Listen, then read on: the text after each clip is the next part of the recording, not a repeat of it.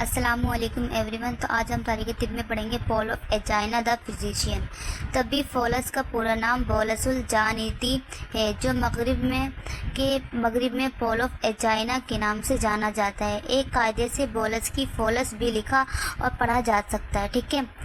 یہ بازنطینی دور کا آخری طبیب ہے۔ اس کا زمانہ حیات 615 سے 690 عیسوی کا ہے، اور روایات کے مطابق یہ حضور اکرم صلی اللہ علیہ وسلم کے دور تک زندہ تھا۔ عربی اطباء نے جن سابق اطباء سے علمی اور فنی استفادہ کیا ہے، ان میں اس طبیب کا خاصق کا شمار ہے۔ بالخصوص امراض النساء، نساء مطلب فیمیل کے امراض یعنی مرض سے متعلق تدابیر جراحیہ میں اس طبیب کی خدمات لائق ستائش ہے۔ ابن زکریا نے اپنی کتاب الحاوی میں اس کے حوالے کثرت سے دیے ہیں۔ کثرت مطلب زیادہ۔ سلطان الرحم سے متعلق بولس کی معلومات سے ابن زکریا بھی متاثر تھا۔ تعلیم و تربیت۔ اس نے ایجوکیشن کہاں سے حاصل کی؟ اس نے طبی تعلیم مدرسہ اسکندریہ سے حاصل کی، اور وہاں مدرس کی خدمات میں بھی انجام دی۔ اس لیے وہ اریبا سوس اور جانینوس کا مقلد تھا۔ فضل و کمال یعنی اس نے کیا کام کیے۔ بولس الجانیتی اپنے دور کا ماہر طبیب اور عظیم طبی مصنف تھا۔ رائٹر بولس الجانیتی بحیثیت طبیب۔ اب طبیب کے نظریے سے دیکھتے ہیں کہ طبیب کے نظریے سے وہ کیا کرتا تھا۔ یہ امراض النساء میں ماہر تھا۔ اس نے عورتوں کے امراض سے متعلق ایک کتاب کے جس کا عربی ترجمہ بعنوان النساء کیا گیا ہے لکھی ہے۔ علم القابلہ میں غیر معمول مہارت رکھنے کے باعث یہ قوابلی کے لقب سے مشہور ہوا۔ کون سا لقب؟ قوابلی۔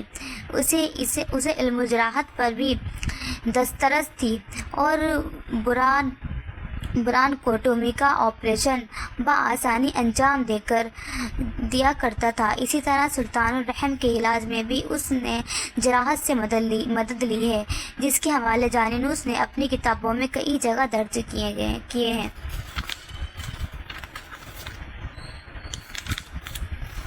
بولس الجانیتی بحیثیت مصنف۔ اب دیکھتے ہیں رائٹر کی حیثیت سے اس نے کیا کیا۔ بولس کا مشہور ترین طبی شاہکار اس کا لکھا ہوا طبی معروف میڈیکل کمپینڈیم ان 7 بکس ہے۔ یہ 7 جلدوں میں 7 مطلب 7 خود ہی نام میں چھپا ہوا ہے۔ یہ 7 جلدوں میں ایک ضخیم تالیف ہے۔ اس میں فولس نے اپنے سے قبل کے اطباء کی کتابوں سے استفادہ کیا۔ اپنے سے قبل مطلب اس سے پہلے، اور طب کے مختلف موضوعات کو بالترتیب لکھا ہے۔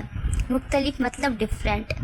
جیسے پہلی جلد میں تدابیر صحت ہے، یعنی صحت کی تدابیر کے بارے میں لکھا ہے۔ اس کے بعد دوسری اسباب المرض، یعنی کہ مرض کے کوز کیا ہے، اور اموی امراض کا ذکر ہے۔ اسی طرح 7 جلدوں میں اس نے اپنے زمانے تک کی طب کی تمام معلومات یکجا کر دی ہے، یعنی اکٹھا کر دی ہے۔ 6ٹھی جلد جو کہ علم الجراحت سے متعلق ہے، کثرت سے رجوع کی گئی۔ بولس کا یہ شاہکار مغرب میں آئندہ 800 سال تک زیر مطالعہ رہا، اور اس کے لاطینی اور انگریزی زبان میں کئی تراجم ہوئے۔ بولس نے جہاں سابقہ اطباء کی طبی معلومات کی تدوین کی ہے، وہیں بحیثیت طبیب اپنی تمام تر مصروفیات کے باوجود اپنے ذاتی مشاہدات و تجربات کو درج کرنے سے غافل نہیں رہا، اور اس نے علم طب پر ایک عموی اور ایک خصوصی کتاب لکھی۔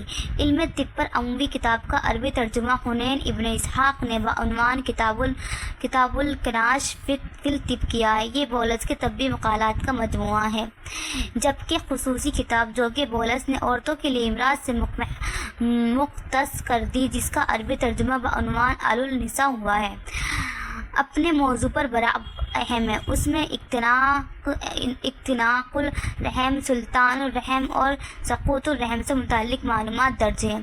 بولس کی دیگر کتابوں کے نام بھی تاریخ میں درج ہیں، جو لاطینی زبانوں میں ہیں، لیکن وہ عربی تراجم سے محروم رہنے کی وجہ سے مشرق میں مقبول نہ ہو سکے۔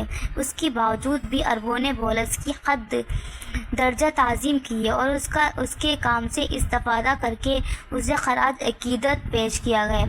اگر باذنطینی طب اور طبہ کی اہمیت کو واضح کرنا ہو تو کہا جا سکتا ہے کہ یونانی اور رومی طب کو عربی طب سے مربوط کرنے میں باذنطینی طب اور طبی بولس کا کردار اہم ہے۔ شکریہ۔